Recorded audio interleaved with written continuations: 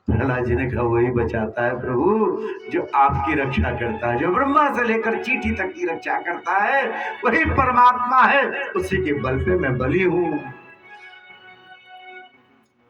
कहाँ है वो? बोले सब जगह है। तो मुझे क्यों नहीं दिखता? बोले पिताजी आप प्रेम से पुकारते नहीं हो इसलिए नहीं दिखता। प्रेम से पुकारोगे कीर्तन करोगे तो दिखेगा। मुझे तो दिखता है। तुम्हें कहाँ दिख रहा है? इस खंभे में दिख रहा है? बोले हाँ सब जगह है, तो खंभे में क्यों नहीं है? नहीं खंभे में दिख रहा है कि नहीं दिख रहा? बोले हाँ मुझे दिख रहा है। हिरण्यकशिपु ने सोचा मैं खंभे को तोड़ूंगा, यदि भगवान इसमें से नहीं निकला ना तो बालक जान जाएगा कि सब किताबों में बात लिखी है भगवान होते नहीं। ऐसा विचार करके गदा उठाई और फिर पूछा है तू बता तुझे दिख रहा है खंबे में? बोले हाँ दिख रहा है मुझे पिताजी। ऐसा जब ही कहा उसने खंबे पे प्रहार किया जोर से और खंबा बड़ी जोर की ध्वनि के साथ टूटा है और पूरे संसार में कोलाहल मच गया। ऐसी भयानक ध्वनि दहाड़ उत्पन्न हुआ है और महाराज चारों तरफ धूल ही धूल है, कुछ दिख नहीं रहा है। अचानक उस खंबे के बीच से प्रकट हुए परमात्मा, चरण चरण घुटने घुटने और उसके बाद उनके उधर स्कंद और सिर विशाल स्वरूप चतुर्भुज स्वरूप। अरे ये कौन है? ये नर है? अरे नहीं नहीं ये सिंह है। अरे भैया ना नर है ना सिंह है, साक्षात नरसिंह है। बोले नरसिंह भगवान की जय हो। भयानक स्वरूप परमात्मा ने प्रकट किया है अपना, ऐसा स्वरूप पहले कभी नहीं लिया था।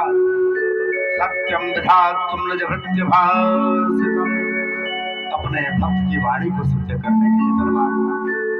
हर पत्ते में गड़गड़ में परमात्मा है, पर पत्ता को तोड़ोगे तो भगवान थोड़े ही निकलेंगे।